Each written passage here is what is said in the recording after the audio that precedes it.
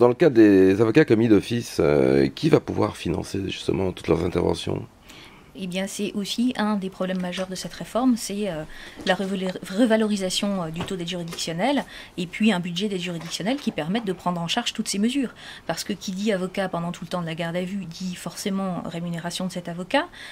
En l'état, de toute façon, les avocats de France ne sont pas suffisamment nombreux pour assister l'ensemble des personnes placées en garde à vue ou l'ensemble des victimes qui sont également concernées par des procédures pénales en cours.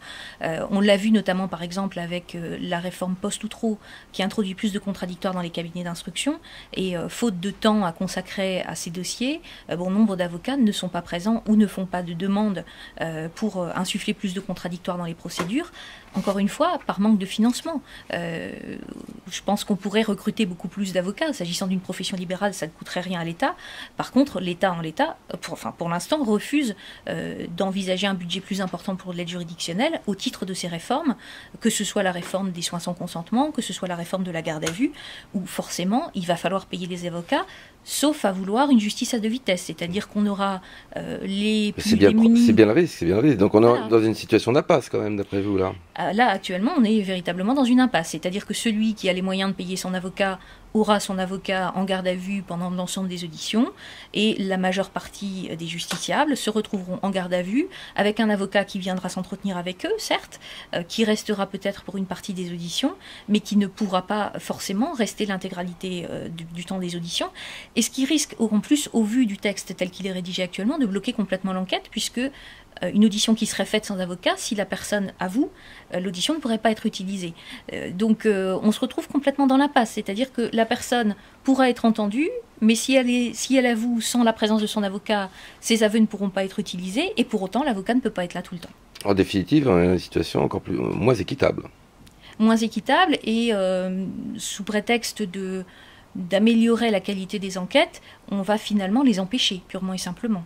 Si on ne réfléchit pas à tous ces aspects pratiques et bassement matériels, mais enfin qui sont quand même essentiels.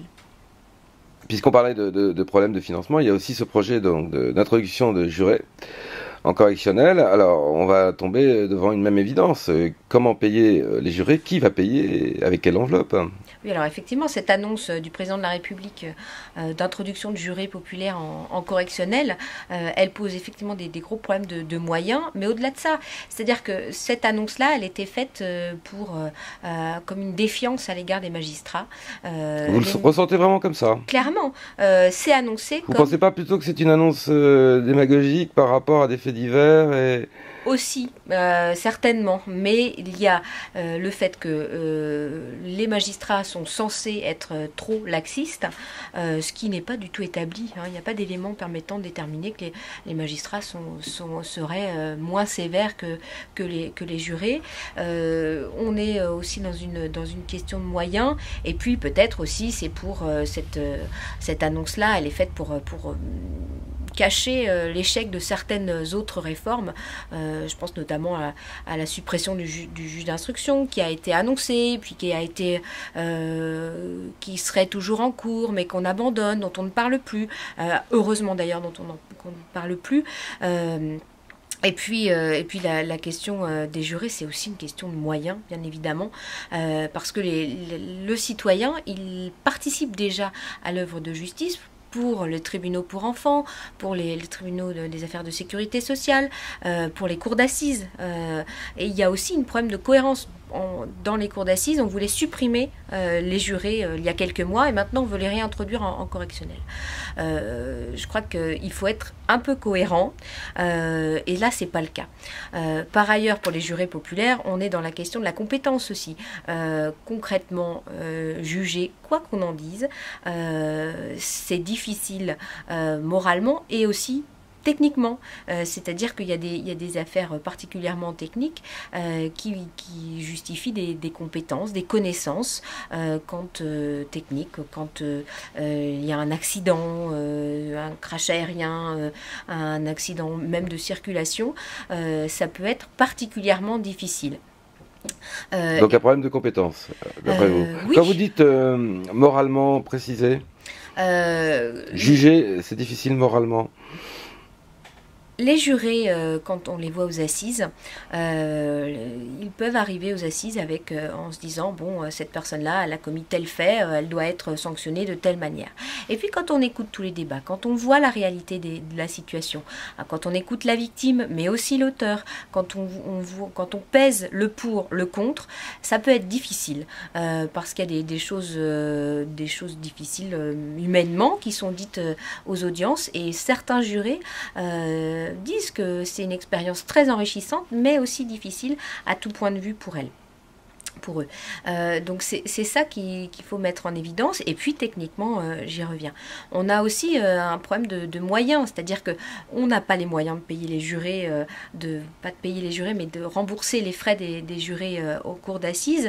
Et là maintenant, on va vouloir introduire des jurés devant les tribunaux correctionnels. J'aimerais bien savoir comment on va pouvoir les rémunérer, ce qui ne peut pas être le cas. On n'arrive pas non plus à rémunérer les juges de proximité qui ont été introduits dans notre droit pour rapprocher la justice du citoyen à l'époque, il y a quelques années maintenant. Et maintenant, on va dire, les juges de proximité ne sont plus suffisants, il faut qu'ils soient remplacés par des juges de proximité, par des jurés, pardon. On ne peut pas payer ni les uns ni les autres. Donc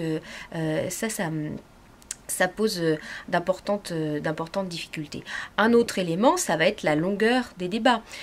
Puisqu'on parle de la longueur de la justice, du fait qu'elle ne va pas assez vite, concrètement, avec des jurés, les audiences vont être beaucoup plus longues, parce qu'il va falloir tirer au sort les jurés, il va falloir effectivement peut-être voir une possibilité de récusation. Si un juré connaît de près ou de loin un prévenu, il n'est pas possible qu'il statue dans ce dossier-là. Donc il va falloir tout un mécanisme de sélection du juré qui va prendre du temps pour un procès. Donc après, au moment du déroulé du procès, il va falloir expliquer des notions qui n'ont pas forcément à être expliquées quand ce sont des magistrats professionnels qui statuent. Donc on va prendre plus de temps. Il va falloir que le procureur prenne plus de temps pour expliquer ses réquisitions aux jurés. Après, il va falloir que les avocats prennent plus de temps pour expliquer, pour plaider. C'est quelque chose qui est évident, puisque...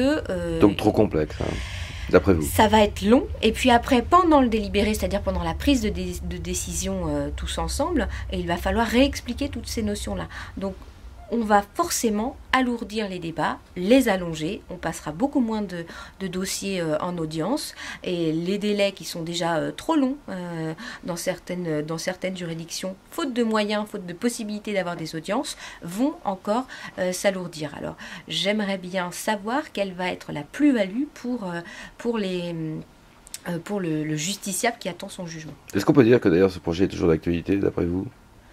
Officiellement, il est toujours d'actualité. Oui, enfin officiellement, mais bon.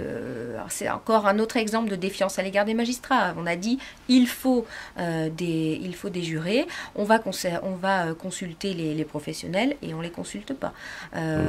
Si l'État ne peut pas financer, au bout du compte, c'est pour ça que je vous pose la question, est-ce vraiment d'actualité ?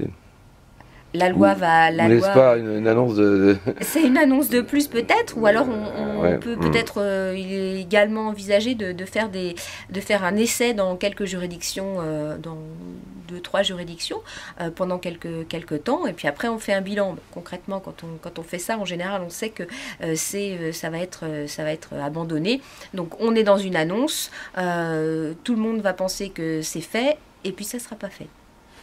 On a compris donc que vous n'étiez pas chaude du tout pour ce projet. Non, si on est dans la défiance des magistrats, on n'est pas favorable à ce genre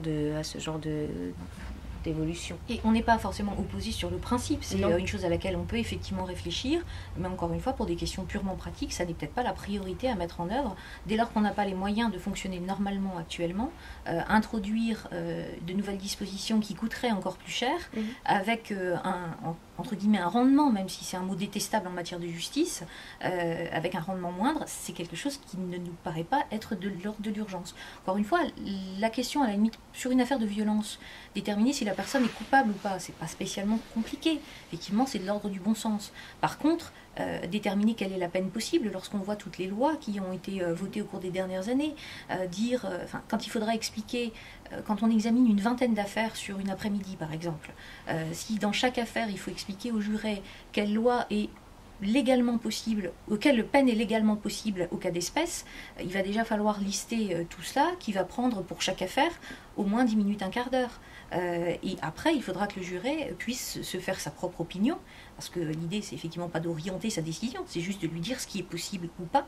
Et ça, c'est quelque chose qui prendra du temps et qui ralentira le cours de la justice. Alors, on nous répond, les jurés vont être formés une journée le lundi, et puis après, éventuellement, ils statueront toute la semaine. C'est une très mauvaise plaisanterie. On ne peut matériellement pas former des citoyens qui n'ont pas de notion juridique en une demi-journée. Les magistrats sont formés en 31 mois. Après 5 années d'études. Après 5 années d'études de droit au moins, on ne va pas former des jurés en une après-midi ou une journée. Justement, puisqu'on parlait des outils, depuis quelques années, vous appliquez les peines planchées. Quel est le retour que vous avez à ce sujet Alors les chiffres sont parfois très étonnants. Là, j'ai une étude dernièrement qui faisait état de 40% des cas où les peines planchées sont encourues, où elles étaient réellement prononcées. Je pense que les chiffres, on leur fait dire un peu ce qu'on veut. Cette étude, visiblement, portait non pas sur la durée elle-même de la peine prononcée, mais sur les cas où la peine était intégralement prononcée en emprisonnement ferme. Visiblement, la loi, de toute façon, elle est appliquée dans sa totalité, pour la simple et bonne raison que la peine planchée, c'est le principe, et que la loi prévoit elle-même des exceptions. Donc, même lorsqu'une juridiction considère qu'on est dans le cas des exceptions, elle ne fait qu'appliquer le texte. Donc finalement... cette loi a rempli les prisons quand même en France. Alors effectivement, ça a contribué à remplir les prisons, et puis ça nous conduit à des situations... Est-ce qu'elle est utile? Est-ce qu'elle est utile d'après vous? Votre avis de magistrat? Je pense que si véritablement c'était le nombre d'années de prison encourues qui empêchait de commettre des infractions, il n'y aurait plus d'infractions commises en France.